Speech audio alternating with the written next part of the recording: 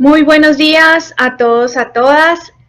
Hoy en este espacio estamos reunidos para llevar a cabo el primer conversatorio de la Delegación de Colombia, de la Asociación de Estudiantes Egresados del Instituto Gregorio Peces Barba, anclado a la Universidad Carlos III de Madrid, donde tendremos la oportunidad de conversar acerca de los derechos humanos en América Latina, donde queremos en realidad poner en debate cómo llevamos a la práctica estos derechos humanos que en este instante vemos que algunos están siendo vulnerados por los distintos escenarios que se presentan en América Latina. Hoy tendremos la oportunidad de escuchar a varios ponentes de la asociación y externos que nos van a compartir algunos de los grandes temas de estos derechos humanos en América Latina. En esta oportunidad vamos a contar y hemos contado con la presidenta de la asociación, Gabriela, que en un momento nos va a dirigir unas palabras, con Laura Barona, que es la subdelegada de la Delegación Colombia, ¿sí? De Colombia, que nos va a ayudar con la moderación y la presentación de los ponentes, y posteriormente tendremos una sesión de preguntas para que nuestros invitados nos compartan ciertas opiniones acerca de los temas que nos tienen en esta oportunidad para compartir. Quiero darle un saludo especial a Gabriela, ¿sí? Quien es la presidenta de la Delegación Colombia, que nos ha apoyado y todo su equipo en esta construcción de este conversatorio. Gabriela, te doy la palabra para que nos regales un saludo antes de comenzar el evento y así nos cuentes un poco qué va la asociación y podamos darle paso a los ponentes. Bueno, muchas gracias, Angélica. A ver, estoy prendiendo la cámara.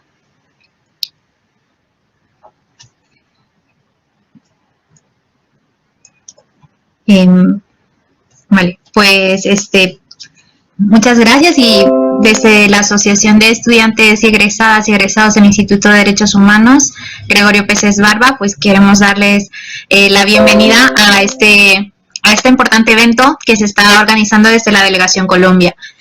Bueno, yo creo que es necesario hacer este tipo de conversatorios y este tipo de debates desde una perspectiva de derechos humanos, que es lo que nosotros buscamos desde la asociación, para replantear todo lo que está viviendo América Latina, nuestra región, todo este contexto sociopolítico que está bastante convulso, no solo en Colombia, sino también en otros países como Chile, pues también como Perú, en el caso donde yo estoy, y otros países de América Latina. Entonces es importante, es necesario, y esperemos de que se sigan dando este tipo de conversatorios, ¿no? La asociación es, para relatar un poco breve, pues la asociación es un encuentro de estudiantes y egresados del Instituto de Derechos Humanos Gregorio Peces Barba.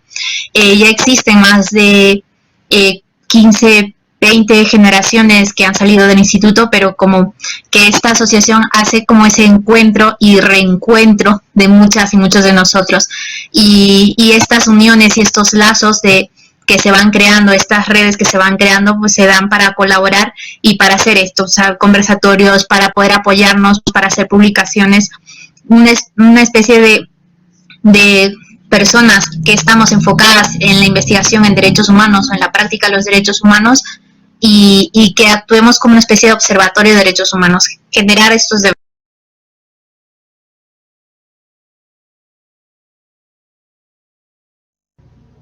Gabriela, te has quedado sin audio. ¿Ahora sí me escuchan? Sí, te escuchamos muy ¿Sí? bien.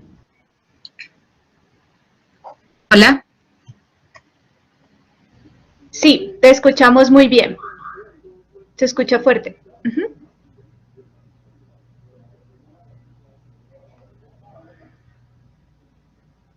démosle un espaciecito a Gabriela para que vuelva con nosotros.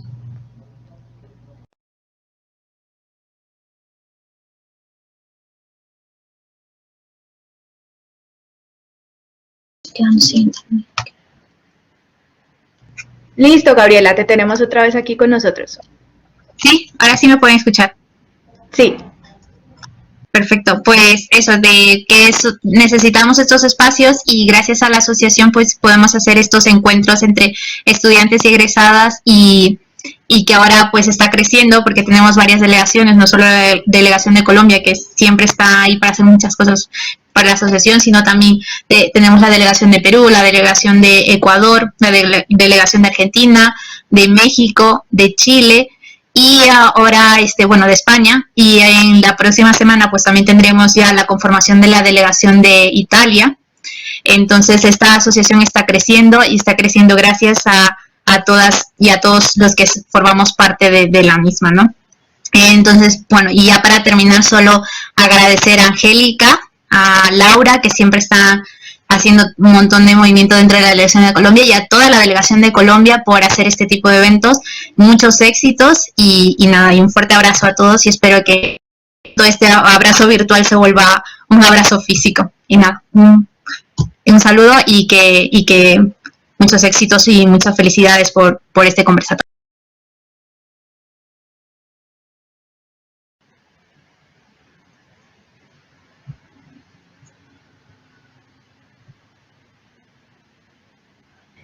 Muchísimas gracias, Gabriela. Sí, yo extiendo el agradecimiento a todos, a todas las personas que hacen parte de la delegación de Colombia, que siempre están retroalimentando las propuestas y demás para realizar este tipo de organizar este tipo de espacios que nos dan la oportunidad de mirar diversas opiniones sobre los derechos humanos.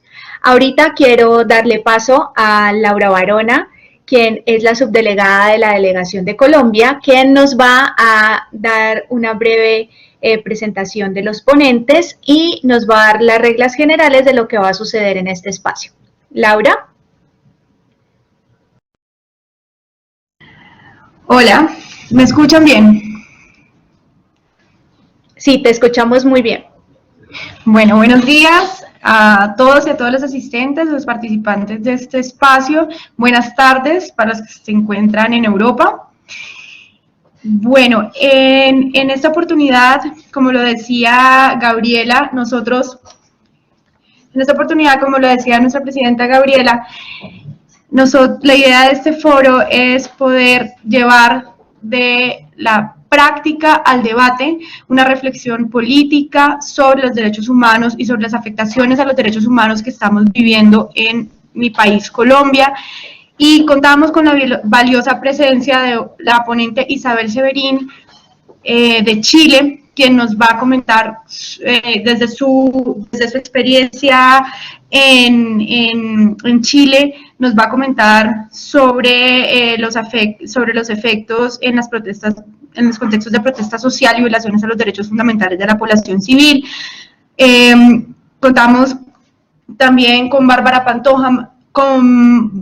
González, Marcela Pantoja, Diana Méndez, Juan Sebastián García, compatriotas míos, quienes con sus valiosas experiencias en trabajo de campo y también académicas nos van a compartir unos temas que pasaré a introducirlos en un momento.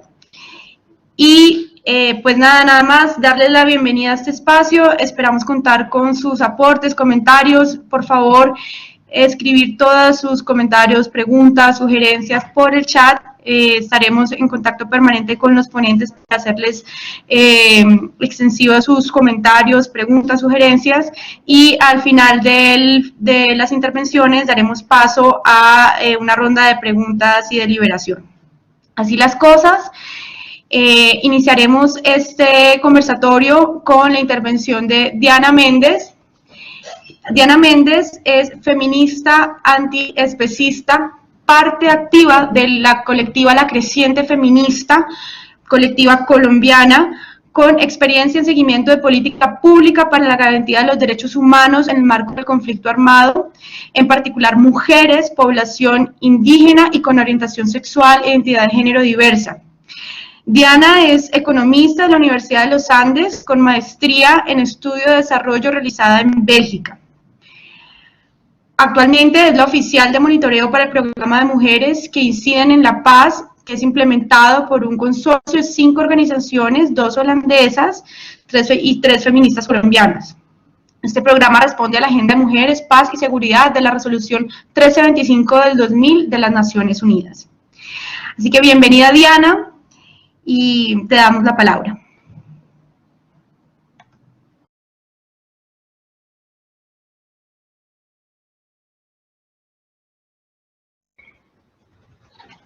Muchas gracias, Laura. No sé si ya me están viendo y escuchando.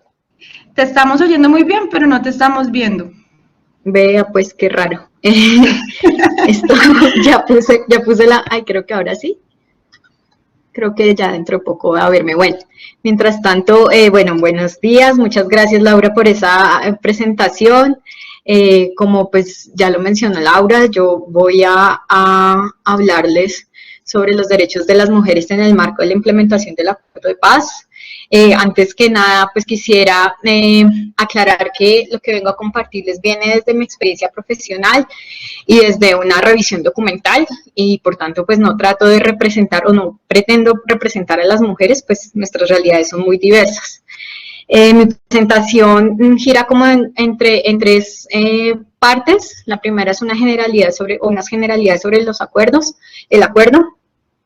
La segunda es tratando de responder esta pregunta, porque es importante la incorporación de los derechos de las mujeres en el Acuerdo de Paz. Y finalmente planteo unos retos. Bueno, el Acuerdo de Paz es el resultado de un proceso de negociación entre el gobierno de Juan Manuel Santos y las FARC entre 2012 y 2016. Este acuerdo pues está recogido en 6 puntos: un tema de reforma rural integral, participación política, fin del conflicto, solución al problema de las drogas, el sistema integral de verdad, justicia, reparación y garantías de no repetición, y finalmente un tema de implementación, refrendación y verificación. Este acuerdo pues tiene un enfoque de género, el cual el alcance está recogido en la resolución 1325 del 2000 del Consejo de Seguridad de las Naciones Unidas. Este trata de reconocer o dar lineamientos para reconocer la afectación diferenciada de los conflictos armados sobre las mujeres y niñas y su rol fundamental dentro de la construcción de paz y la resolución de conflictos. Y es por esto que insta a los estados a aumentar la representación de las mujeres en los procesos de paz y a incluir una perspectiva de género en los acuerdos de paz. Y es así, pues digamos que las medidas o el enfoque de género trata de recoger o de reflejar estos principios, pero digamos que es de una manera práctica. Gracias a la incidencia de diversas organizaciones de mujeres feministas y de población LGBT, se logró que se creara la subcomisión de género en la mesa de negociación. Esta subcomisión estaba compuesta por 5 delegadas por el lado del gobierno, 5 delegadas por el lado de las FARC, y participaron además 18 organizaciones de mujeres LGBT, 10 exguerrilleras de diferentes países que ya pasaron por un proceso de paz, 10 expertas nacionales en violencia sexual, y además que se contó con que el 60% de las víctimas que fueron a La Habana pues fueran mujeres. Esto permitió que este acuerdo fuera el primero que incorporara de manera transversal el enfoque de género. Y esta transversalización tenía un reto específico, y era que la totalidad de lo pactado tuviera unas medidas concretas, y de esta manera no solo fuera un principio rector, sino que estas medidas concretas facilitaran su implementación. El enfoque consiste básicamente en medidas, la inclusión de medidas afirmativas para la promoción de la igualdad de género, el establecimiento del carácter perentorio de la participación activa de las mujeres y de sus organizaciones en la construcción de paz, y el reconocimiento de la victimización diferenciada y desproporcionada a causa del conflicto armado. Y todo esto pues se recoge en 100 medidas de género que están a lo largo de todo el acuerdo. Y estas medidas, digamos que se recogen en 8 ejes temáticos. Uno es acceso y formalización de la propiedad rural para mujeres, garantía de los derechos económicos, sociales y culturales de las mujeres y de personas con orientación sexual e identidad de género diversas, promoción de la participación de las mujeres, medidas de prevención y protección, acceso a la verdad, justicia, reparación y garantías de no repetición, evidenciando las formas diferenciales en las que el conflicto afectó a las mujeres, reconocimiento público, no estigmatización y difusión de la labor realizada de las mujeres como sujetas políticas, gestión institucional para el fortalecimiento de las organizaciones de mujeres para su participación política, social y sistemas de información desagregados. Pero bueno, ya teniendo todo este contexto, ¿por qué es importante la incorporación de los derechos de las mujeres en el marco del acuerdo de paz? Yo diría que hay muchas razones. Yo trato de agruparlas en 3 categorías. La primera es que las mujeres son la primera línea en todo y sus asuntos, a pesar de eso, sus asuntos son los más invisibilizados y desestimados por el temor a desviar la atención de lo que se considera, entre comillas, importante. Las mujeres son las primeras respondientes ante cualquier situación de atención o crisis, son la primera línea del cuidado, de resolver los conflictos sociales, políticos o armados. En la relación, por ejemplo, en relación con la implementación de los acuerdos, las mujeres han sido las principales buscadoras de personas dadas por desaparecidas, tanto en términos de ofrecer insumos metodológicos como en su implementación. Y esto también, digamos que se replica en el marco del paro nacional. Pues la búsqueda de las personas desaparecidas desde el 28 de abril la han liderado las mujeres. También asumen el cuidado en los puntos de resistencia, atienden a las personas heridas, ofrecen el alimento, dan la asistencia jurídica, están, digamos, ahí para la defensa de los derechos humanos en el marco de las protestas y pues demás, digamos, labores de cuidado que generalmente no son tan visibles. En este sentido, las mujeres siempre han estado aportando desde el cuidado. Sin embargo, estas labores, pues como ya lo venía diciendo, son las más invisibilizadas y menos reconocidas. Y al momento de denunciar las violencias basadas en género, ya sea en el marco del paro o la violencia sexual en el marco del conflicto armado, son asuntos que se quieren ocultar o dejar de segundo plano porque no se consideran importantes y que pueden desviar la atención. Esto evidencia la profunda desigualdad que afecta principalmente a las mujeres, que se sustenta en el rol tradicional que se le asigna dentro de la sociedad fundamentada en el patriarcado. El acuerdo de paz de alguna manera logra poner en la agenda pública estos asuntos invisibilizados y desvalorizados gracias al arduo trabajo de la Comisión de Género en la mesa de negociación de La Habana, y además se observa que los mayores avances en la implementación se dan en donde las organizaciones de mujeres, feministas y de LGBT pues tienen más experiencia y por tanto mayor incidencia para exigir su cumplimiento. No obstante, hay que resaltar que el cuidado de la vida se le carga a las mujeres y es necesario para pensarse en una sociedad más equitativa en la redistribución de esas cargas. La segunda razón es que la equidad entre hombres y mujeres es fundamental como primera medida para lograr sociedades más justas e incluyentes. Esto se hace a partir del reconocimiento de nuestros derechos, que permite la identificación de medidas específicas para las mujeres o con enfoque de género, y esto es aceptando las particularidades específicas que atañen a nuestros roles y nuestros cuerpos. Para eso el acuerdo, pues ya lo he mencionado, ofrece diferentes medidas en temas de acceso a tierras, participación política y demás. Sin embargo, ofrecer mínimos institucionales para garantizar la equidad ha encontrado muchas barreras. Por ejemplo, se han presentado 5 proyectos de reforma para ampliar la participación de las mujeres y todas estas han sido archivadas. Entre sus medidas, por resaltar alguna, estaba garantizar la paridad a través de listas cerradas cremallera, es decir, la alternancia de representación de hombres y mujeres. También se ve, por ejemplo, que si bien la participación de mujeres y de sus organizaciones fue significativa en la formulación de los PEDET, esta participación no ha sido garantizada durante la implementación y esto se ha reflejado en que más o menos el 15% de las iniciativas focalizadas a mujeres o con enfoque de género están en ejecución o terminadas. Esto demuestra la importancia de la participación de las mujeres y comunidades diversas en los procesos de toma de decisión, pues esto garantiza la pluralidad en la agenda pública. Y finalmente, pues hay un impacto específico del conflicto armado sobre las mujeres y la población LGBT.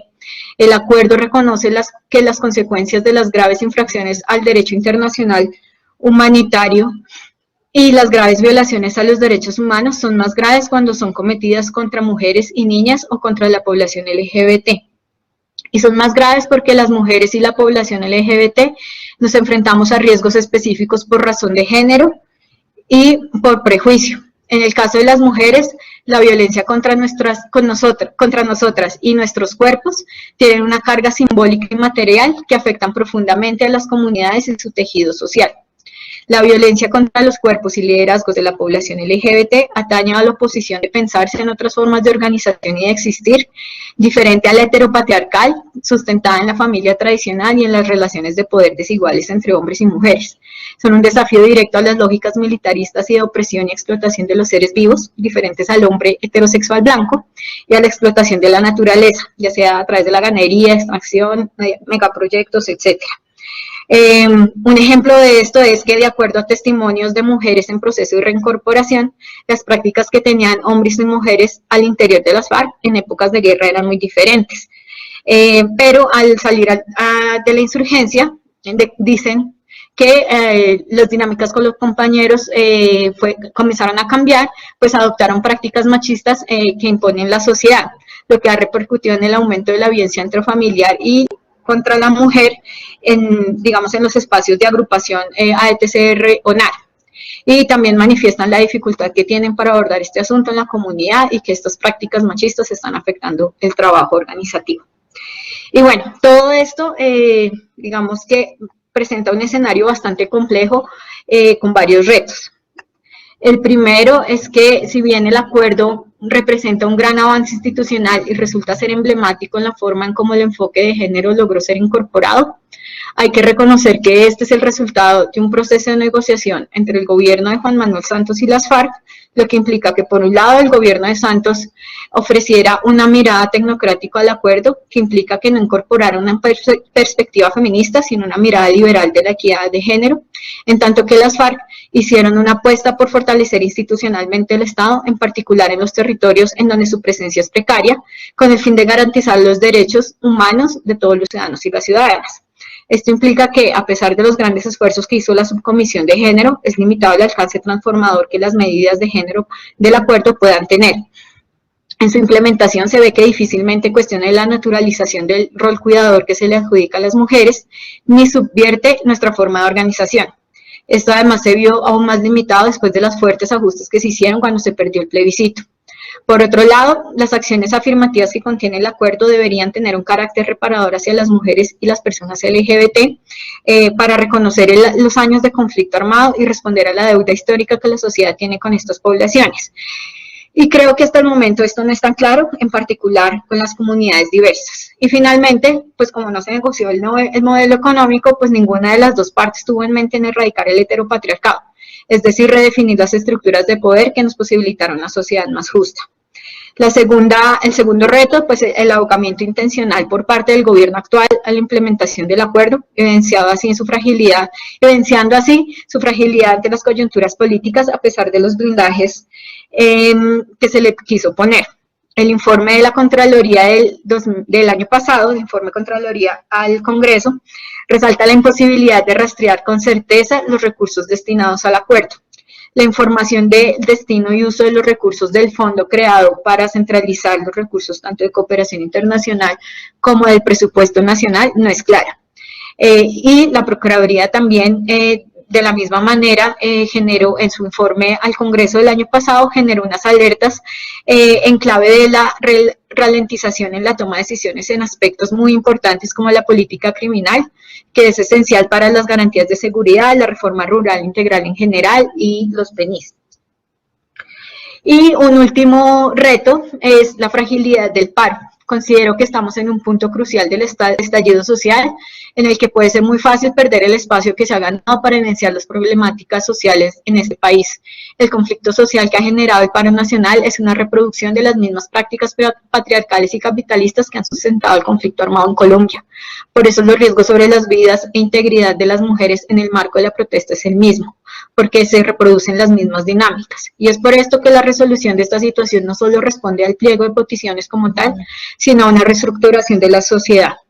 Para pensarnos en una sociedad más equitativa, tiene que ser redistribuyendo las cargas del cuidado, poniendo la mirada ahí con las miras a la formulación de un nuevo contrato social. Eso sería todo. Muchas gracias. Dada su visión de una economía en la que lo central es el ser humano, ¿sí? De esa forma, Zen es el propulsor del concepto de desarrollo como libertad, en el que la pobreza y la falta de oportunidades económicas son vistas como obstáculos en el ejercicio de las libertades fundamentales. Ahora bien, si retomo de quién es el encargado de hacer esta evaluación periódica con base en el índice de desarrollo humano como concepto. Entonces, el encargado pues es el Programa de las Naciones Unidas para el Desarrollo, PNUD. Es una agencia de Naciones Unidas que periódicamente presenta este informe. Y pues como les decía, expone en este informe datos estadísticos que calculan según distintos indicadores el nivel de desarrollo humano en contraste con el nivel de pobreza multidimensional a lo largo y ancho del mundo. Ahora bien, este concepto de desarrollo humano pues ha tenido una evolución o ha tenido un enriquecimiento a lo largo pues de su introducción, que es básicamente desde 1990 en el seno de la Asamblea de Naciones Unidas. Y la evolución básicamente radica en que pues muchos críticos e incluso el mismo Zen en una autorreflexión dice que este índice de desarrollo humano es básicamente una medición elemental, o sea, hace un trabajo básico de medición, pero que nunca pretendió ni va a pretender captar todo el desarrollo humano como libertad. Así las cosas, existe un problema que persiste a la hora de medir o de enfocarnos en este concepto de desarrollo humano, que es la dificultad de aplicar una teoría de la justicia social universal para garantizar la defensa de los derechos y las capacidades como personas que hemos de vivir una vida digna y especialmente en el caso de los países en desarrollo.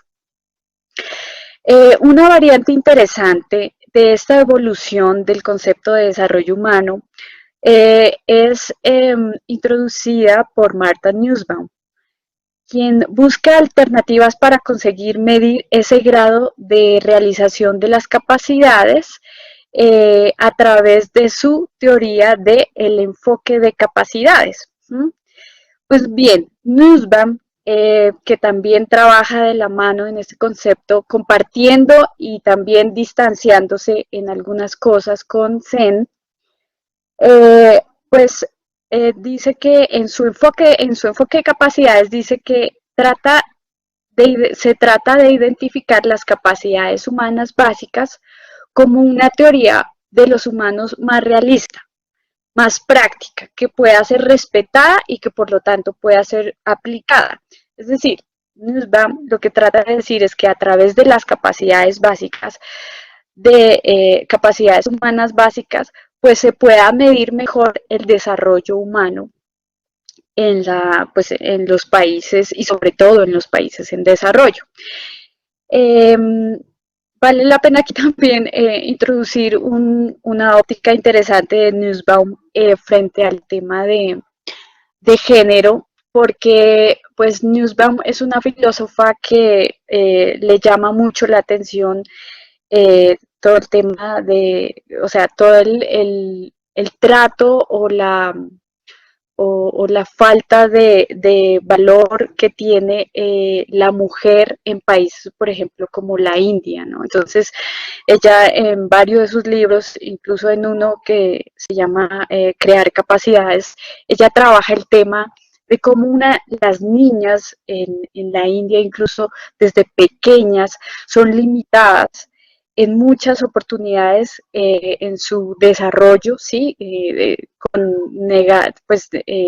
Limitadas en el acceso a educación, a salud, a tener una autonomía en sus determinaciones, digamos, en fin, como que ella aborda todo ese tema cultural de la India, incluso ahí se basa para criticar que el enfoque de desarrollo humano no es feminista. Pero bueno, ese era como una parte que yo quería mencionar en esta crítica a la evolución o al concepto de desarrollo humano.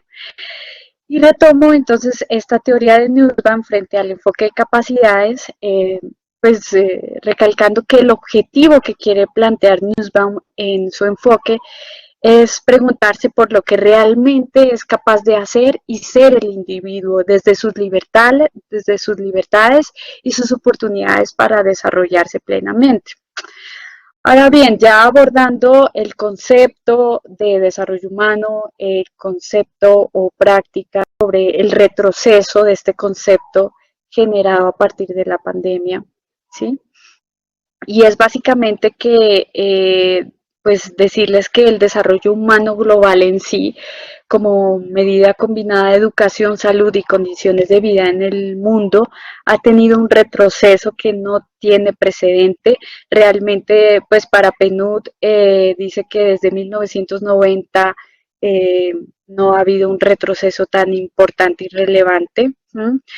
Eh, y bueno, pues estos retrocesos básicamente titulan al COVID-19 como un ampliador de desigualdades.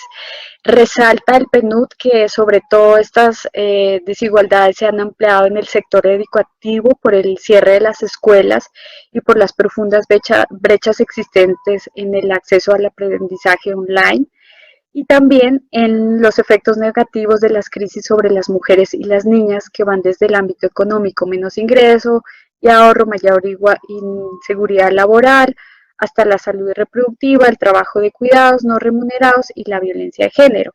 Finalmente, quiero terminar, y ahí me voy a tomar unos tal vez 5 minutos más, Laura, y me perdonas. Quiero terminar abordando el retroceso en América Latina. Aquí quiero soportarme en el informe recientemente lanzado por el PNUD, un informe que se llama Atrapados, Informe Regional de Desarrollo Humano 2021 para América Latina y el Caribe, Alta Desigualdad y Bajo Crecimiento. Pues bien, aquí este informe aborda que la región se encuentra en una trampa de alta desigualdad y bajo crecimiento, y se concentra en 3 factores para esa trampa: la concentración del poder, la violencia y las políticas de protección social ineficientes, que alimentan ese círculo vicioso y limitan el desarrollo humano en América Latina y el Caribe.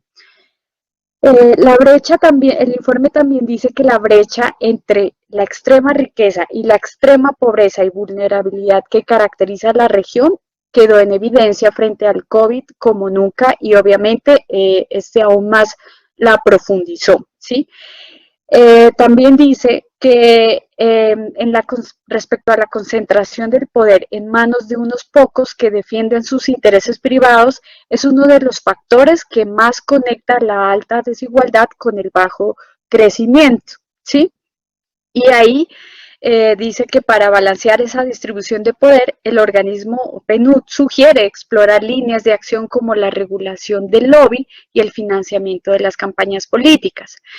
También este informe destaca que la región es la más violenta del planeta, eso ya se conocía de antemano, pero advierte que si bien la desigualdad causa mayor violencia, la violencia también aumenta la desigualdad porque afecta de manera desproporcionada a las poblaciones más vulnerables, contribuyendo a perpetuar su estado de privación. Y finalmente, pues el informe también se detiene en la fragilidad de los sistemas de protección social de la región, que evidentemente frente a la pandemia pues han sido aún más afectados. Esto toda vez que el informe evidencia que en su limitada capacidad de respuesta durante la pandemia, La vinculación de los sistemas de aseguramiento frente a los riesgos con el empleo formal ha motivado a los gobiernos a crear sistemas paralelos de menor calidad para cubrir a las personas que quedan excluidas, que en la región son mayoría. Y en Colombia tenemos, por ejemplo, varios programas que son alternos o son paños de agua tibia, como decimos en Colombia, en el marco de la seguridad social, que realmente no buscan mejorar la calidad de vida o garantizar los derechos como por ejemplo el derecho a la pensión o el derecho al trabajo, sino que simplemente tratan de aliviar algunas necesidades de las poblaciones más vulnerables, pero de fondo no garantizan ni solucionan sus problemas reales. Eso es todo. Muchas gracias.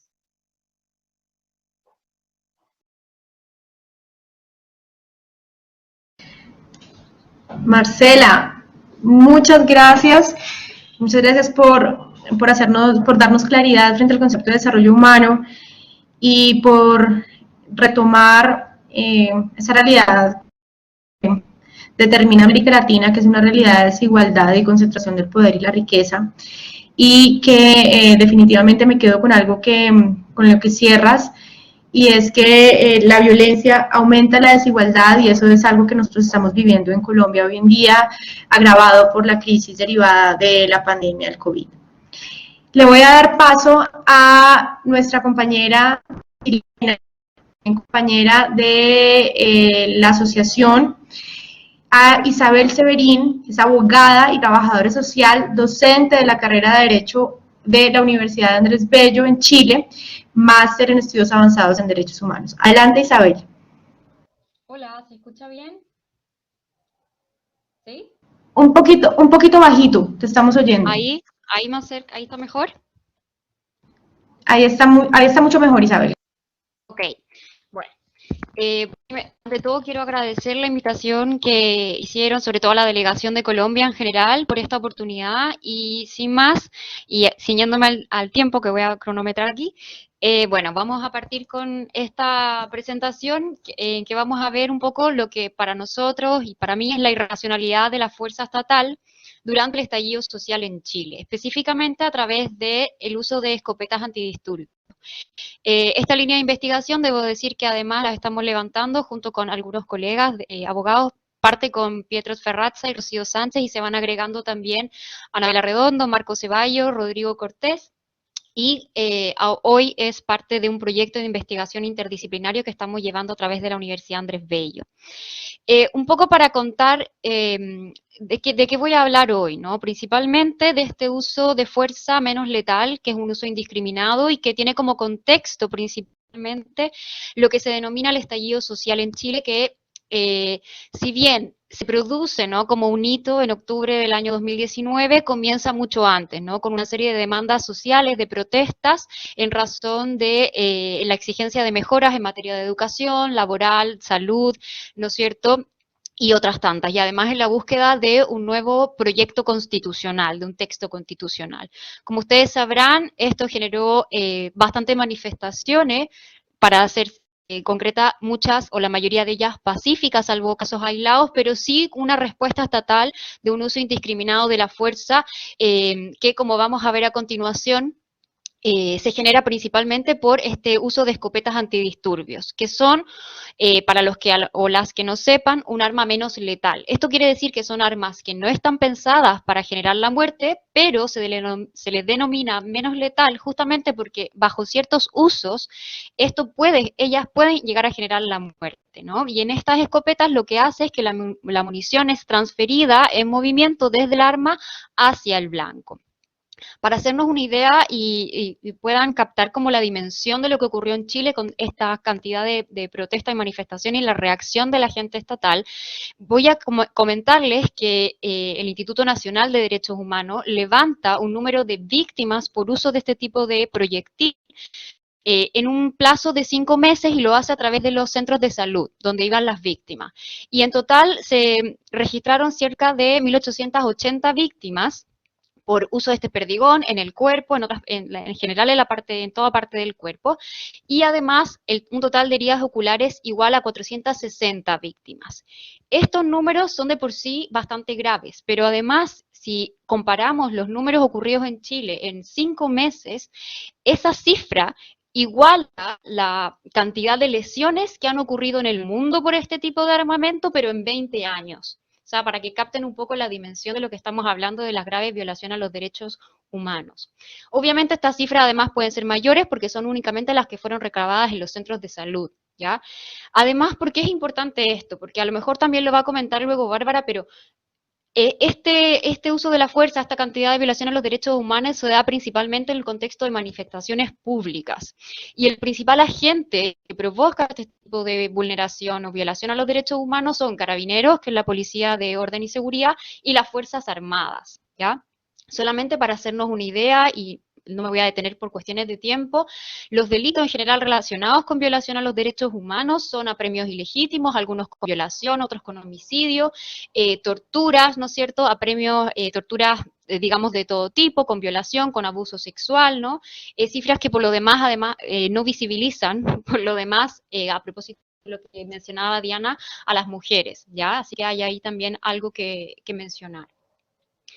¿Qué es lo que ocurre con el uso de la fuerza? El uso de la fuerza no está hecho para que sea utilizado, digamos, de manera indiscriminada por los agentes del Estado, sino que existen marcos internacionales y nacionales para hacer el uso de la fuerza.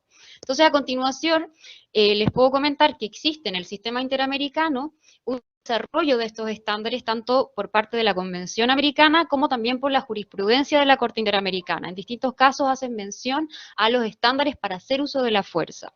Y en el sistema universal encontramos tratados, pero principalmente, ya más específicamente sobre armas menos letales, instrumentos de soft law, ya que si bien no tienen el mismo nivel, digamos, imperativo que puede tener un tratado, sí tenemos que reconocer que son instrumentos que son, digamos, objeto de un consenso universal y por lo tanto tienen gran valor, más aún cuando tratan de manera específica este tipo de armamentos menos letal, como es la Guía de Derechos Humanos de Naciones Unidas, ¿ya? ¿Cuáles son estos estándares para hacer uso de la fuerza? A continuación voy a pasar a revisar los estándares y a la vez irlos comparando con cuál ha sido la realidad en Chile durante el estallido social.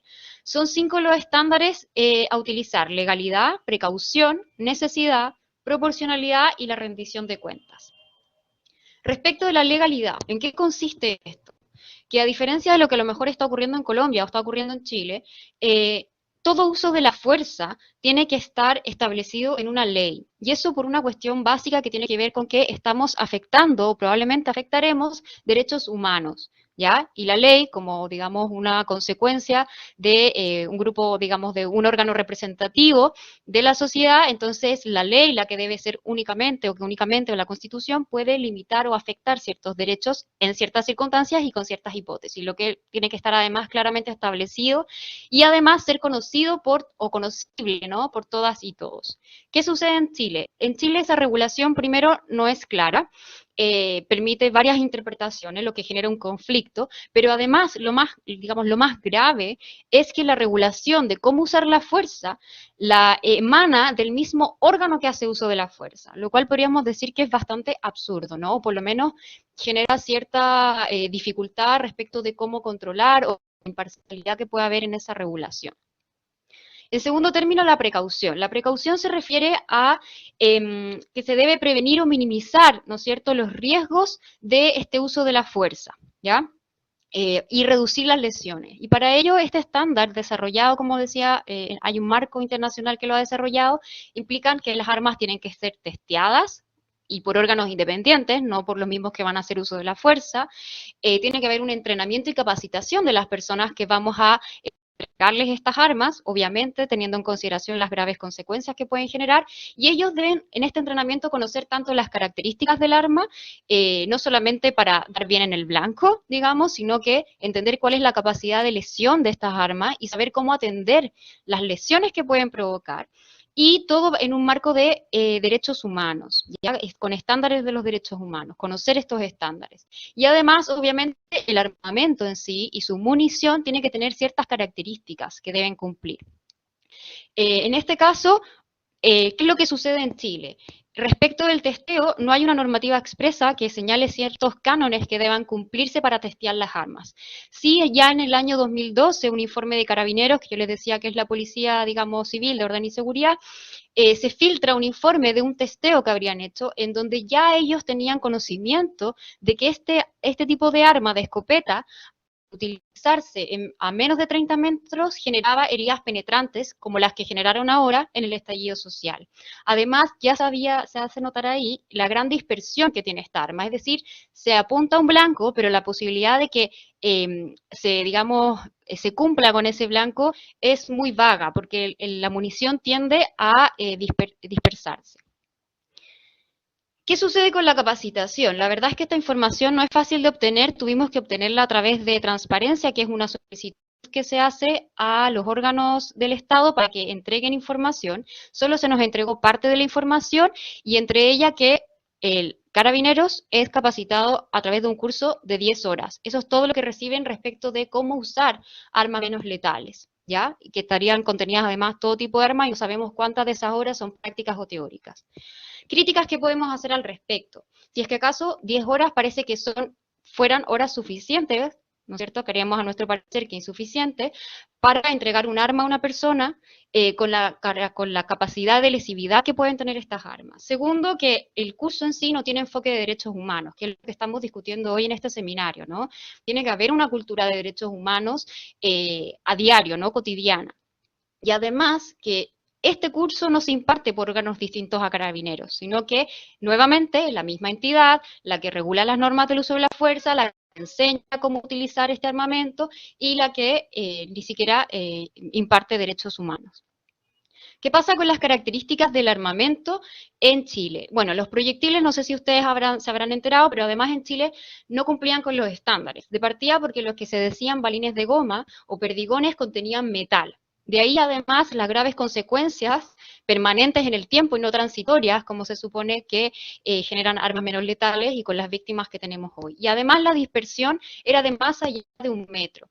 ¿Qué consecuencias tiene esto? Si nosotros pensamos que estas armas fueron utilizadas justamente en contextos de protesta, donde no es posible aislar a las personas, la cantidad de personas afectadas, de víctimas, es mucho mayor.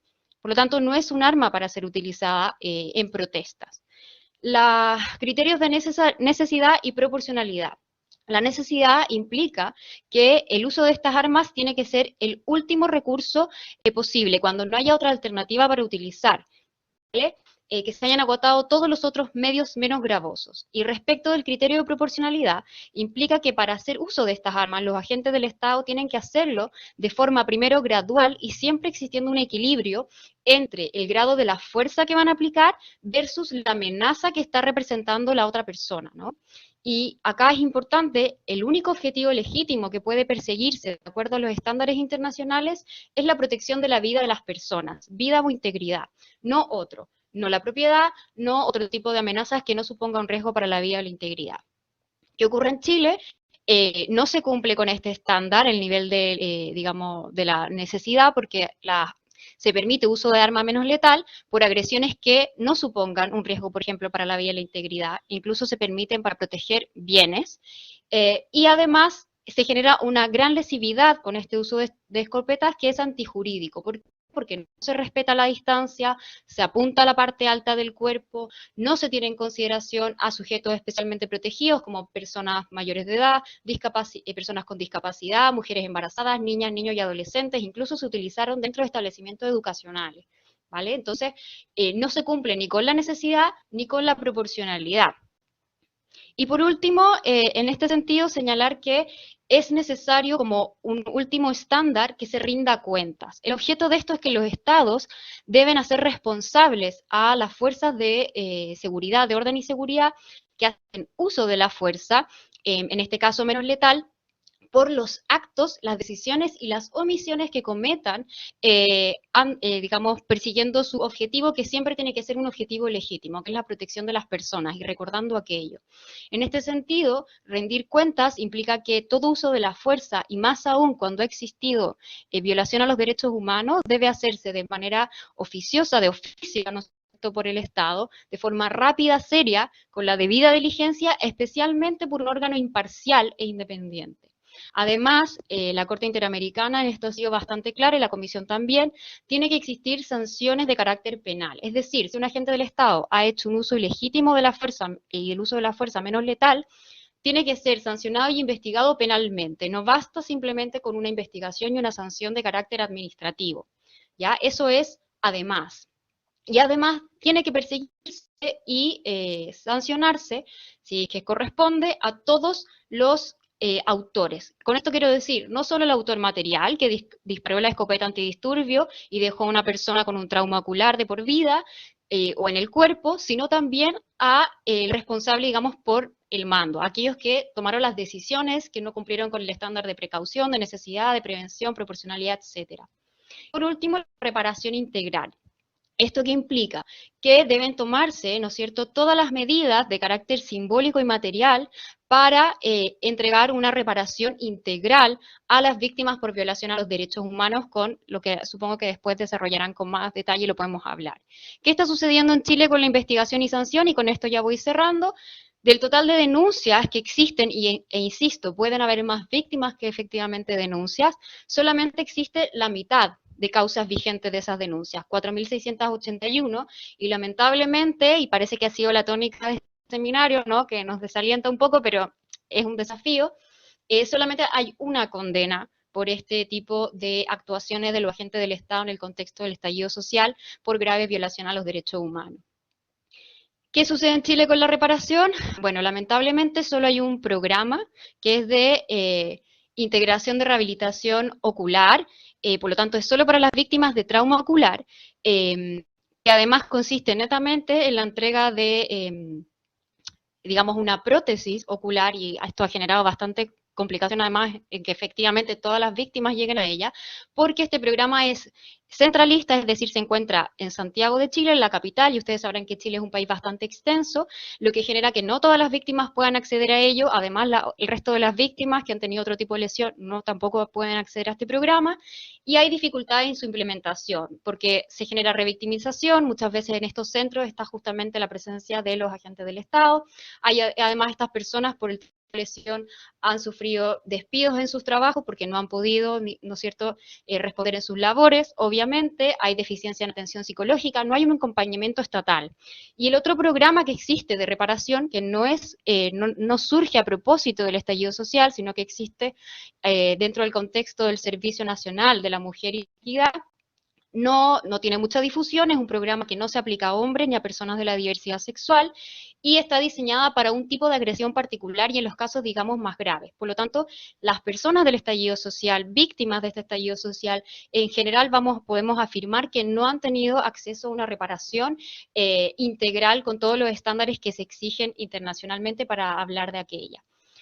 Por último, como conclusión, simplemente entonces decir que desde lo que nosotros hemos investigado, abogamos porque se prohíban absolutamente el uso de estas municiones que han sido utilizadas en el estallido social, que todo lo que tiene que ver con el derecho a reunión, protesta y manifestación, que es un derecho humano y un derecho político, tiene que ser regulado a través de una ley y no por aquellos que hacen uso de la fuerza, porque si no terminamos con las consecuencias que hemos visto hoy, que tiene que haber una investigación especializada en estos casos en que los agentes del Estado hacen un uso indiscriminado de la fuerza, criminalizando la protesta, cumpliéndose los estándares en esta investigación, sancionarse a todas y todos los responsables, y no solo aquellos que, digamos, utilizaron el arma, sino también a quienes tomaron las decisiones de hacerlo de esta manera, y obviamente que se genere un programa, una política de reparación integral, pero una cultura de reparación integral para las víctimas, teniendo especialmente cuidado con todos los estándares internacionales para evitar la revictimización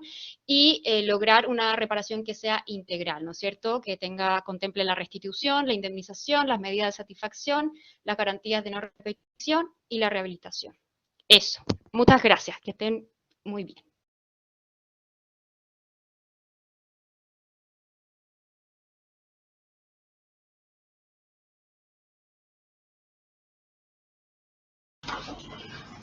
Isabel, muchas gracias por esa presentación. La verdad es muy importante, como lo decíamos al principio, es muy importante tu intervención en este contexto que estamos pasando en Colombia. hablas de 400 heridas oculares en Colombia en abril, mayo, finales de abril, o corrido de mayo, lo que llevamos de junio. El último reporte arroja 81 heridas oculares. El último reporte salido, pues, sacado a la luz pública el día de ayer. Es una situación muy grave y creo que las conclusiones que tú planteas son muy pertinentes para Colombia, que efectivamente pues hay que hacer una regulación mucho más estricta, incluso la abolición de este tipo del empleo de este tipo de armamento. Hay que investigar los casos, definitivamente en su registro, en las denuncias, y hay que hacer un esfuerzo, sobre todo las personas que estamos trabajando en los derechos humanos desde la práctica, pero también desde la academia, por activar los mecanismos de poder encaminarnos hacia la atención y la reparación de las víctimas. Definitivamente me quedo con algo que tú dices, es importante que haya una rendición de cuentas y una sanción no administrativa, sino penal. Isabel, muchas gracias, muchas gracias. Le damos paso a nuestra compañera Marcela Pantoja, abogada especialista en Derecho Constitucional de la Universidad. Excúsenme, a Bárbara González, politóloga, magíster en Derechos Humanos de la Universidad Externado de Colombia, docente investigadora de la Corporación Universitaria Autónoma de Colombia, Autónoma del Cauca en Colombia, integrante del Observatorio de Asuntos de la Mujer del Departamento del Cauca, Colombia, doctoranda en Derecho de la Universidad Javeriana. Qué pena, Bárbara, ese lapsus, pero te escuchamos. Bueno, no, a ustedes muchas gracias por la invitación, a la Universidad Carlos III de Madrid, en especial a la doctora Angélica Mariani Chiarico, y un saludo muy especial a los estudiantes que se conectan hoy de la Corporación Universitaria Autónoma del Cauca, de la Universidad del Cauca y del semillero Genus DH, Género y Derechos Humanos.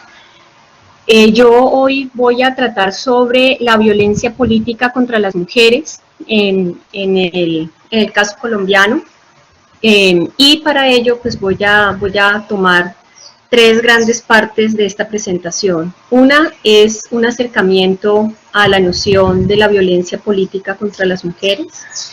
Una segunda parte son los elementos del contexto colombiano, que son elementos de un análisis político, pero también de un análisis jurídico. Y finalmente cerrar señalando algunos retos y sobre todo de cara a las elecciones del 2022 en relación a la violencia política y en particular en sus efectos contra las mujeres. Entonces, en esa primera parte, pues señalar que la violencia política contra las mujeres se entiende como todo comportamiento dirigido contra las mujeres por el hecho de ser mujeres, con unos propósitos muy específicos, ¿no? Que son que abandonen el ejercicio político, que es generar presión para que renuncien a ser candidatas o renuncien a un cargo por designación, un cargo en particular. Sin duda, pues el propósito en términos generales de la violencia política contra las mujeres es que las mujeres se desvinculen del ejercicio político, desmotivarlas para que sigan participando en los espacios de decisión, sea de un partido político o de un movimiento político.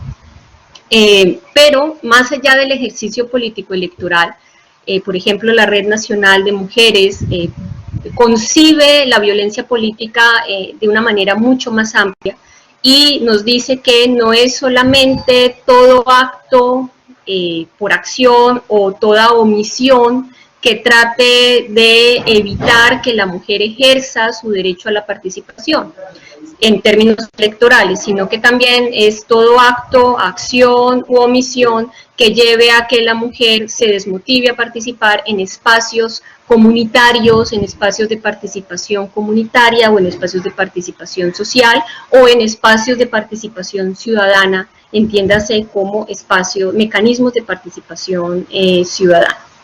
Entonces, ahí estamos, ¿no? Con una noción de violencia política contra las mujeres en unos espacios electorales de partidos y movimientos políticos, sea para cargos por elección popular o también en cargos de designación, pero también esa participación que se da de las mujeres en los espacios sociales y comunitarios. ¿Cómo se manifiesta esa violencia en la práctica, en el día a día? Pues por un lado está relacionado con la violencia física, secuestro, golpes, violencia sexual, asesinato, ¿sí? Por otro lado, también vemos violencia psicológica, está el acoso sexual, el acoso laboral, la discriminación, la difamación, la descalificación. También vemos violencia económica dentro de esa violencia política, como destrucción de elementos de campaña, negación de recursos para las actividades propias de una campaña o de un ejercicio participativo, negación de recursos y de materiales o de instrumentos de trabajo, ¿sí? Y también, por supuesto, vemos una violencia simbólica, muchas veces, por ejemplo, las mujeres negarles la posibilidad de hablar, que hablen de último o interrumpirles en sus intervenciones o en lo que ellas estén hablando públicamente. Todas estas acciones en muchos casos ocurren de manera simultánea, es decir, el acoso con la violencia simbólica o con la violencia económica. Pueden estar ocurriendo al mismo tiempo y de cualquier manera, pues todo esto lleva a que las mujeres candidatas o a que las mujeres que participan en espacios comunitarios o de participación ciudadana, pues abandonen este ejercicio o reduzcan su participación o su vocería o su representación. Entonces, pues la violencia política, como vemos, pues es una violación a los derechos políticos de las mujeres y esto va a lastimar o va a disminuir la participación política, pero también va a disminuir la representación política de las mujeres. Y obviamente esto ocurre pues en unos contextos particulares. En el caso colombiano pues hay unos elementos del contexto que son necesarios, que es necesario tenerlos en cuenta y que seguramente pueden ser similares si uno quisiera hacer unos estudios luego comparados con países de América Latina, pero que también son muy propios de nuestro contexto. Y en esto pues voy a abordar la segunda parte de mi intervención, que son los elementos del contexto colombiano en los cuales vivimos esa violencia política las mujeres. Entonces, un primer contexto pues es la violencia política que ha afectado históricamente al país. En la historia política del país, pues esta se ha construido al lado de la violencia política. Y esto pues lo hemos reconocido como un elemento estructural mismo del conflicto armado en Colombia. Es más, se reconoce así en el mismo acuerdo final de paz firmado entre el gobierno de Colombia y las FARC.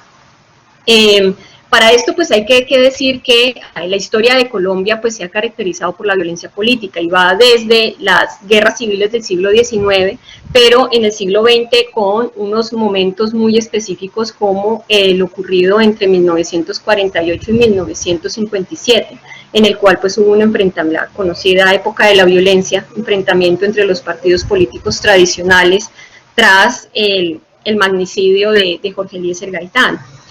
Luego pues que culmina con un frente nacional, un acuerdo político entre las élites políticas. Pero también hubo otro gran momento de violencia política alrededor de 1989 y 1990. En ese año pues también se dan 3 magnicidios contra 3 candidatos a la presidencia de la República, Luis Carlos Galán, Bernardo Jaramillo y Carlos Pizarro. Son momentos históricos en donde la violencia política fue recrudecida, fueron momentos de una crisis política por la violencia política muy grande. Luego lo vamos a ver también después de la firma del acuerdo de paz con las FARC en el 2016, y esto lo vamos a ver con las primeras elecciones locales en el 2019. Un segundo momento de nuestro país en relación a la violencia política y contra las mujeres, pues es el arduo camino que las mujeres tuvieron que recurrir, que caminar, que transitar alrededor de lograr ciertos derechos. Pues uno de ellos, y por no decir de los más importantes, pues fue el derecho al voto. Recordemos que en 1944 pues se abrió el debate para la participación de las mujeres, el derecho a elegir y a ser elegidas. Y ese fue, en ese año, en 1944, fue un proyecto liderado por el entonces ministro Olaya Herrera. Generó todo tipo de comentarios por parte de los liberales, de los conservadores, de la Iglesia Católica, posiciones adversas contra el proyecto. Finalmente, pues no fue acogido. Después del asesinato de Gaitán, pues también se abre un gran momento alrededor del derecho al voto de la mujer. También generó todo tipo de posiciones políticas a favor y en contra, pero finalmente, luego en el gobierno de Gustavo Rojas Pinilla, en el 52, nombrándose una Asamblea Nacional Constituyente, en el que participaron las liberales Esmeralda Arboleda y la conservadora Josefina Valencia, pues en esta asamblea se incluyen medidas como el derecho al voto femenino, y que luego pues para darle origen al Frente Nacional y para supuestamente acabar con la época de la violencia, pues mediante ese plebiscito se definiría el voto femenino, y ahí es a partir de ese entonces donde las mujeres votan por primera vez. Un segundo momento, que creo, un tercer momento que hace parte de esos logros o de esas conquistas en materia de la participación y de la representación política, que es contra lo cual atenta la violencia política, y en términos generales para el país, pues son los instrumentos internacionales de derechos humanos, y es la Constitución de 1991. Y en relación a la mujer, pues hay que tener en cuenta, por supuesto, la Declaración Universal de Derechos Humanos, la Carta de la Organización de los Estados Americanos, pero en relación a la mujer es bien interesante la Convención Interamericana sobre la concesión de los derechos políticos de la mujer, suscrita en la 9ª Conferencia Internacional Americana realizada en Bogotá en 1948. Entonces ahí se decía que no podía negársele el derecho al voto a la mujer, y que pues por razones de género no podrían ser discriminadas. Luego también otra de esas grandes conquistas jurídicas lo vamos a ver con el protocolo adicional de la Convención Americana de Derechos Humanos del Pacto de San José de Costa Rica, que se habla también del ejercicio de los derechos políticos sin discriminación por razones de género. Luego en Beijing, con la 4ª Conferencia Mundial de la Mujer organizada por la ONU, se convoca a los países miembros a que asuman la adopción de medidas para que aumente la participación de las mujeres a través de acciones afirmativas como las leyes de cuota. Sí, hay que decir que uno de los primeros países que adoptaron leyes de cuota a favor de las mujeres pues fue Argentina en el 91.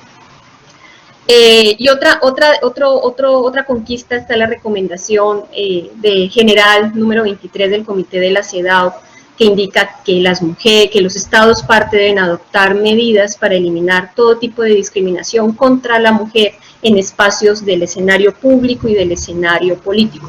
Sin embargo, hay un instrumento que es de bastante importancia y en el cual pues quiero recalcar, y es la Declaración sobre la Violencia y el Acoso Político contra las Mujeres, adoptado en la 6ª Conferencia de Estados Partes de la Convención de Belén do Pará en octubre del 2015 en Lima, Perú, porque allí pues hay un señalamiento expreso a lo que es la violencia política basada en el género, y en el que se señala explícitamente que este tipo de violencia tiene por objeto el menoscabo o la anulación de los derechos políticos de las mujeres.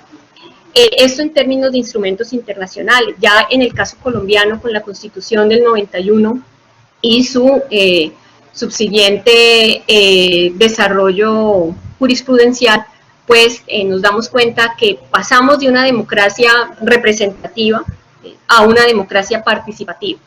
Y en ello, pues la Corte Constitucional han sido insistentes en el principio democrático, de cómo aumentar la participación y con ello incrementar el ejercicio democrático.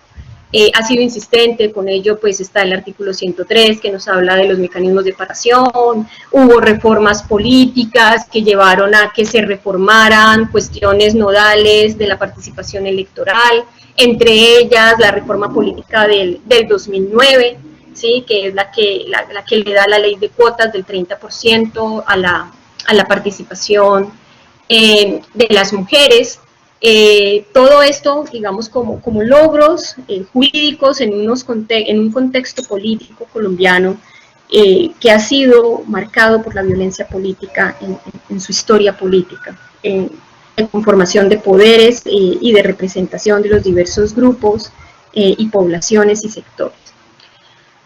Aún en este contexto político y aún con estos logros que se han alcanzado con la ratificación y el reconocimiento de instrumentos internacionales, con la Constitución Política del 91, con el artículo 43 constitucional que nos dice que hombres y mujeres en términos formales somos iguales, de todas maneras siguen habiendo problemas en términos de la representación y la participación de las mujeres y que todos ellos estarían aparentemente ligados con una violencia política, entendiendo esta violencia política como lo que vimos previamente, ¿no? Como el acoso, como la violencia física, como la violencia simbólica, como la violencia económica. Y en ese orden, aunque tenemos una ley de cuotas a partir de la reforma del 2009, pues aún el mapa político vemos, por ejemplo, que en el 2016 es permanente la subrepresentación de las mujeres. Entonces, en el 2016 las mujeres solamente representaron el 17.5% de las personas electas en todo el país, ¿sí? Entonces, no ha aumentado la representación de las mujeres. También vemos que hay candidatas, ¿sí? Hay postulaciones de candidatas y que la ley de cuotas pareciera que se queda en el momento de las candidatas, ¿no? De mujeres que se postulan a ser candidatas.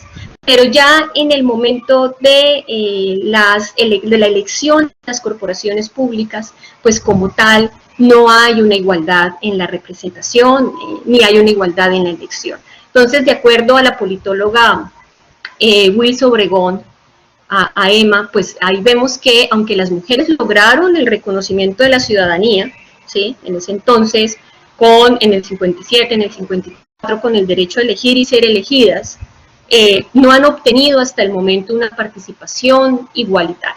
Pero alrededor de eso, pues hay todo un ambiente de violencia política en donde hay unos mecanismos institucionales que en cierta medida favorecen a que esas mujeres no logren participar como se debiera. Aunque tengamos esa ley de cuotas, aún hay elementos del derecho electoral que nos impiden a las mujeres pues llegar a una mejor participación y a una mejor representación. Entre ellos, por ejemplo, el voto preferente. Otro ejemplo, la falta de democracia interna de los partidos políticos. Otro ejemplo, la falta de la promoción de la militancia femenina en estos partidos políticos. Entonces, además de eso, de la violencia en términos generales, además de algunas reglas institucionales que no son favorables, a pesar de que hay unos reconocimientos en estándares internacionales de derechos humanos, una constitución que favorece la democracia y la participación, y una ley de cuotas que también favorecería. Lo cierto es que aún hay una alta brecha de género en el empoderamiento político de las mujeres, con los contextos de violencia política, por el escenario de violencia, pero también por unos partidos políticos y unas medidas institucionales que poco favorecen esa participación política de las mujeres. Entonces, hoy vemos que las elecciones locales del 2019, las primeras elecciones dadas después del acuerdo de paz, ¿sí? Pues lo que primero fueron unas elecciones en donde la alerta temprana 035 del 2019 de la Defensoría del Pueblo pues nos habló de un alto riesgo electoral. Todo esto en un momento de reacomodamiento de los territorios de grupos armados al margen de la ley, y todo eso pues tras la firma o después de la firma del acuerdo de paz. pero el resultado de esto fue, según la MOE, que el mapa electoral entre hombres y mujeres, pues en términos de representación no varió, es decir, el 37% de fueron 37% de mujeres se candidatizaron, mientras lo hicieron el 63% de los hombres. Entonces sí hay un temor en el contexto, sí hay un temor en el medio, sí hay una poca promoción de la participación de las mujeres en los partidos políticos y en la participación en términos generales. De todas maneras, pues hay unos datos alentadores, ¿no? Entre ellos, pues la elección de una mujer al segundo cargo más importante del país, que fue la alcaldía mayor de Bogotá, con Claudia López, el avance del primer movimiento político de mujeres denominado Estamos Listas, logrando una curul en Medellín con cerca de 28.000 votos, mujeres indígenas fueron elegidas alcaldesas, en el caso de Mercedes Tunumbalá, primera alcaldesa Misak en Silvia, entre otras mujeres a nivel nacional, mujeres lideresas sociales llegaron a cargos de elección popular, como fue Jenny Chilatra, miembro del Comité de Mujeres de la Asociación Campesina del Caquetá, bueno, digamos, entre otros, Margot Duceche Perdomo, fundadora de la Asociación de Mujeres Forjadoras de Paz, elegida al Consejo de Neiva, ¿sí? Y dos gobernadoras elegidas en el 2019, en el Atlántico y en el departamento del Valle. Finalmente, para cerrar, decir cuáles son los retos. Lo primero es que no tenemos una ley de violencia política y una ley de violencia política contra las mujeres. Ahora en el Código Electoral que está en revisión en la Corte Constitucional, tiene o adopta algunas definiciones de lo que sería o de lo que se entendería o cuáles serían las formas de violencia política contra las mujeres, pero no trae más.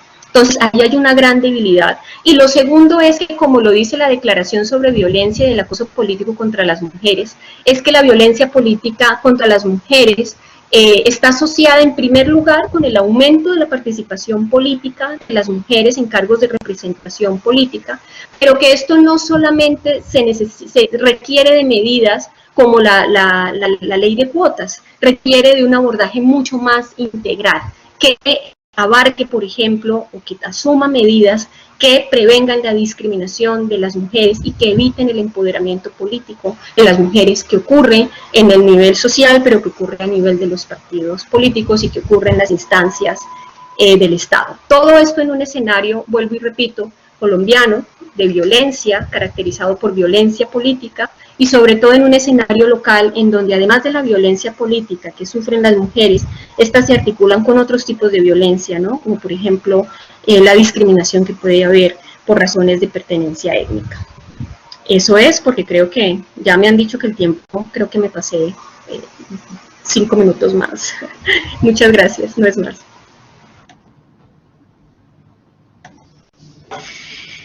Bárbara, muchísimas gracias. Yo creo que todas las exposiciones han estado maravillosas y personalmente me podría quedar escuchando a cada ponente, escuchándolos toda la tarde. Bárbara, me quedo con un apunte muy importante y es que me parece muy importante de tu presentación, y es que no tenemos una ley de violencia política en Colombia. Eso es un vacío prácticamente increíble, digamos, con todos los avances en materia de género, con todos esos impulsos que ha habido en materia de género en América Latina, y con este movimiento feminista en Colombia que cada vez va surgiendo con mayor peso. Creo que lo que nos estás presentando el día de hoy marca un punto de discusión importante y que ojalá podamos continuar, porque estamos a puertas de las elecciones y de verdad es necesario que se rompan las brechas dentro de los partidos políticos para generar otros mecanismos de democracia y otras paridades en el plano electoral y de participación política. Para dar cierre a este conversatorio y poder dar paso a las preguntas que nos han dejado en el chat, le voy a dar la palabra a Angélica. Así que adelante, Angélica.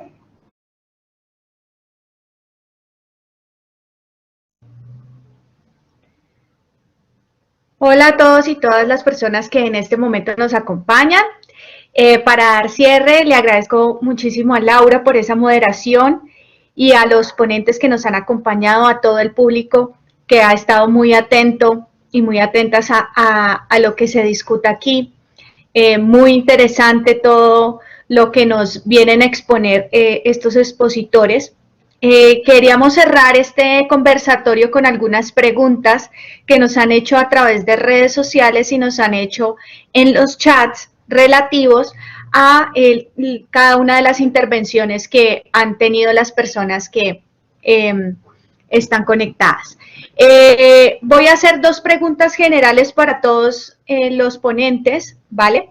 Que engloban algunas de las preguntas que también están en los chats, y es que la gente está muy inquieta en escuchar su postura, su opinión, acerca de cuáles entonces, viendo estas problemáticas que exponen en sus intervenciones, cuáles serían como los retos que ustedes creen que deberían ser abordados de manera prioritaria para llevar la teoría de los derechos humanos a una práctica, viendo que en cada escenario pues las condiciones son distintas, ¿no? Entonces, esa pregunta englobaría en términos generales las preguntas que nos hacen sobre los distintos temas que ustedes abordan, y en especial hay unas preguntas relativas al tema que abordó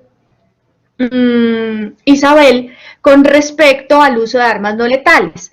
Entonces, si les parece bien, podemos cada uno de los ponentes tomar un minuto en promedio para responder esa pregunta general, y la última persona que intervendría sería Isabel para que nos profundice un poco más sobre las preguntas que están en el chat, ¿vale?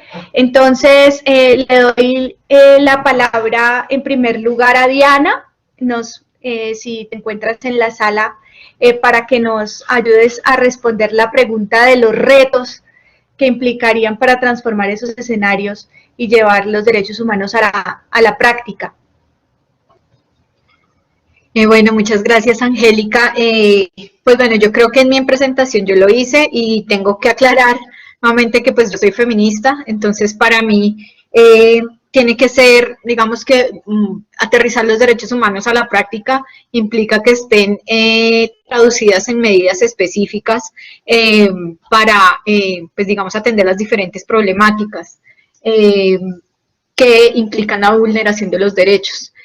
Pero digamos que esto tiene que estar acompañado, o tiene que, digamos que haber un contexto de transformación institucional y cultural que permita o que conduzca a la reducción de brechas entre hombres y mujeres. Y digamos que atendiendo a la pregunta específica que hizo Fernando sobre cómo abordar la reparación de la población OSIC, de población con orientación sexual e identidad de género diversas en el marco del conflicto de Colombia, yo diría que, bueno, la reparación digamos que tiene dos partes, una parte simbólica y una parte material. La simbólica, digamos que es fundamental porque es la que nos permite identificar esas afectaciones diferenciadas por razón de prejuicio, esas violaciones que fueron ocasionadas por razón de la orientación sexual o la identidad de género diversa. En ese sentido, yo creo que el informe, por ejemplo, de la comisión que sale este año, tiene que decirnos específicamente qué pasó en esa materia y por qué, digamos, o cómo estos prejuicios se materializaron en el conflicto armado. Y digamos que en otro caso específico, estos son los casos que se están presentando en la JEP, toda el esfuerzo que ha hecho, por ejemplo, Colombia Diversa para presentar casos específicos de vulneración de los derechos humanos de las personas LGBT.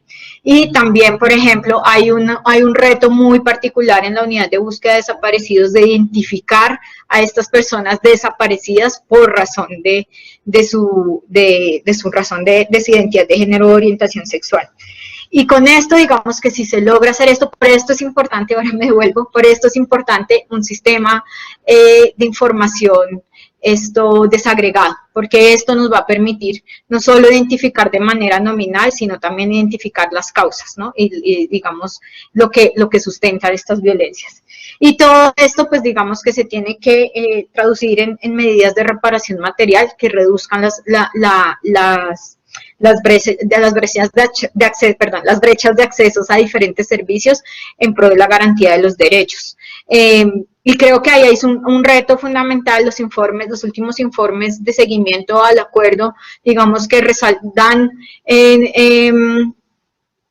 cuenta de adelantos nominales en materia de atención a las medidas orientadas a esta población. Sin embargo, no hay unas medidas que realmente reparen y que realmente transformen las condiciones que en primer momento pues generan discriminación y, digamos, una disminución en el cumplimiento de sus derechos.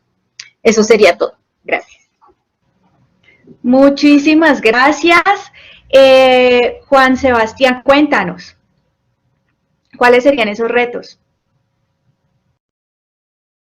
Bueno, muy buenas tardes. Quiero resumirlos en 3 puntos principales.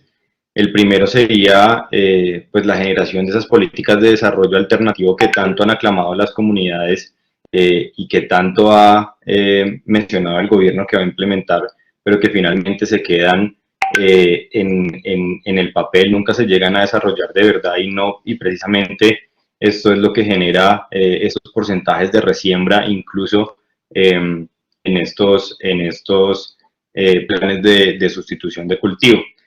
Seguidamente, pues habría que plantear unas políticas de Estado que trasciendan los gobiernos, y esto en el marco pues, de los derechos humanos, en donde no dependiendo de cada uno de los gobiernos de turno se implementen o no ciertas políticas que vulneren directamente los derechos humanos. Y tenemos una oportunidad, o teníamos una oportunidad muy importante, que era la ratificación del Acuerdo de Escazú, que precisamente nos habla de los derechos humanos en el marco del medio ambiente y de cómo estos están protegidos y los esfuerzos que deberían hacer los gobiernos para proteger precisamente a las comunidades y al medio ambiente. Entonces creo que dejamos de pasar esta oportunidad que teníamos en el Congreso, esperamos que lo revivan prontamente, porque sí es una oportunidad latente y evidente que podemos realizar para ir en pro, digamos, de la protección de los derechos humanos en el marco de estas estrategias. Sí, esperemos que se vuelva a abrir esa oportunidad. Seguramente sí. Muchas gracias. Marcela, cuéntanos, ¿cuáles serían esos retos desde ese concepto que tú nos impartiste en tu espacio? Claro que sí, Angie. Bueno, pues básicamente, toda vez que en la región, es decir, en América Latina y el Caribe, lo que el último informe de desarrollo humano 2021 nos muestra es que nos encontramos en un círculo vicioso que limita el desarrollo humano, que son entre la concentración del poder, la violencia y las políticas de protección social ineficientes. Para el caso de la concentración del poder, lo que se plantea es buscar balancear la distribución de ese poder, ¿sí? Explorando líneas de acción como la regulación del lobby y el financiamiento de las campañas políticas. Eso ya lo mencioné en mi ponencia. También, digamos, para el tema de los sistemas, de las políticas de protección social ineficientes, pues se sugiere fortalecer los sistemas de justicia local y la expansión de la atención en salud para las víctimas en general, bueno, en este caso de las violencias, pero también digamos que frente a los sistemas de protección social, se sugiere que en los países de América Latina y el Caribe se tengan mercados laborales segmentados y sistemas de protección social que no reproduzcan más esas desigualdades y tampoco incentiven la organización de la producción en negocios muy pequeños y poco productivos. En ese sentido, frente a pues todo este tema de la protección social, se sugiere pensar o repensar una protección social universal. Muchísimas gracias, Marcela, por compartirnos tu respuesta en este espacio. Pasamos a Bárbara. Vale, gracias. Pues yo creo que lo primero es medidas del Estado muy consistentes alrededor de la protección de los derechos humanos y sobre todo en los territorios con muchas complejidades como el Caucano, ¿no? Territorios en donde hay diversos actores, en donde hay diversas lógicas, diversas dinámicas que complejizan mucho más la protección de los derechos humanos. Y dentro de esas medidas, sin lugar a dudas, tiene que estar la protección de los líderes y de las lideresas, de las personas que participan en política, porque lo que no puede pasar en las próximas elecciones es el asesinato de mujeres candidatas, como lo fue en Suárez la candidata de Karina García. Eso fue un caso absolutamente lamentable en nuestro territorio caucano.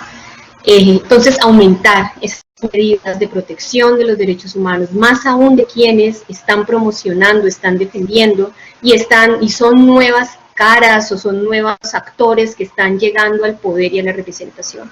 Creo que si no hay de parte del Estado una mayor consistencia en la protección y en la garantía de los derechos humanos de estas personas, pues no estaríamos haciendo mayor cosa. Y creo que el segundo elemento que es muy importante es la pedagogía de los derechos humanos. Algo que en lo que estamos hoy inmersos en Colombia es en una crisis social, en un estallido social. Y si algo de lo que nos hemos dado cuenta, o por lo menos en mi opinión, es que es necesario incrementar esa pedagogía de los derechos humanos. Es necesario dejar esos discursos del odio o esas justificaciones del asesinato del otro o de la disminución o de la incriminación del otro porque piensa o porque es distinto a mí. Creo que esos niveles también son absolutamente necesarios en nuestro contexto colombiano, la pedagogía de los derechos humanos. Gracias. Mil gracias, Bárbara, por compartir tu opinión en este espacio y por acompañarnos también. Y pasamos finalmente a Isabel. Aparte de esta pregunta general, hay algunas preguntas relacionadas con tu intervención relativa a si son suficientes las reformas educativas a los carabineros sobre el uso de armas no letales, para que no haya amenaza para la integridad de las personas. Otra pregunta que nos hacen es cómo se concilia el estándar relativo al uso de armas menos letales y las disposiciones del Código Procesal Penal. Y otra pregunta que hay es si consideras pertinente que la Defensoría del Pueblo o alguna organización en defensa de los derechos humanos haga un testeo de armas antes de que se usen, o si en definitiva no es una opción. Y con respecto a el reporte, que si les puedes, digamos, dar en el derecho comparado algunas opciones para que las personas puedan mirar los reportes, ya sea en Colombia o en otros países sobre esto. Te agradecemos mucho. Gracias. Voy a tratar de responder a ambas preguntas, pero lo primero, me parece que como desafío está que entendamos que finalmente, porque es lo que comparto, ¿no? Estamos en ambos, Colombia, Chile, en un estado que se supone que es democrático, de derecho, sin embargo, vemos que todas las exposiciones han tenido que ver con vulneración a los derechos humanos, entonces tomarse los derechos en serio. Eso implica, como decía Bárbara, una cultura de los derechos humanos, no asumir que los derechos humanos son un estandarte de un lado de la política o de una fuerza política u otra. En ese sentido, sí comprender, ¿no?, que tiene que haber un compromiso, y en el caso específico del estallido social y las víctimas, entender que cuando hablamos de violación a los derechos humanos, justamente no requiere hacer pasar a las personas, en el caso tan evidente de Chile, por toda una judicialización de 6, 7 años para entender que el Estado incumplió sus obligaciones de respeto y garantía de los derechos humanos cuando es tan evidente que había una vulneración. Otra cosa es establecer las responsabilidades penales, administrativas, etcétera, ¿no? Pero todo eso aporta, y esto creo que aplica para Bolivia y Chile en todo lo que las exposiciones, entender que el respeto a los derechos humanos aporta que haya una cultura también y una institucionalidad en la sociedad, que haya cierta unión, ¿no? Y respecto de lo que decía, y en específico en Chile el tema de la reparación, ese es como el gran desafío, ¿no? Y al respecto de lo que los demás decían, por ahí el tema de la participación en la organización civil respecto al testeo de armas, lo que establecen los estándares es que el testeo de armas tiene que hacer, digamos, ser hecho por una organización independiente, pero además el estándar es bastante específico, o sea, tiene que tener claro el estudio, los efectos a nivel de la salud, efectos, digamos, técnicos del arma, efectos en todo ámbito, psicológico, físico, etcétera, que tenga el arma, y además el testeo del arma tiene que indicar quién patrocinó económicamente esas armas y, digamos, quiénes son los implicados para que haya total independencia. No sé si como una organización civil que haga el testeo, lo que sí está planteado es que en la rendición de cuentas, la organización civil o defensores del pueblo participen, por ejemplo, la organización civil en una consulta ciudadana, cuando se van a incorporar nuevas armas para los agentes de policía, se haga una consulta ciudadana al respecto, señalando todas las características del arma, etcétera. Y también al nivel de la rendición de cuentas. La rendición de cuentas no es solo del Estado a la sociedad civil a través de un discurso, sino que la organización tenga participación directa.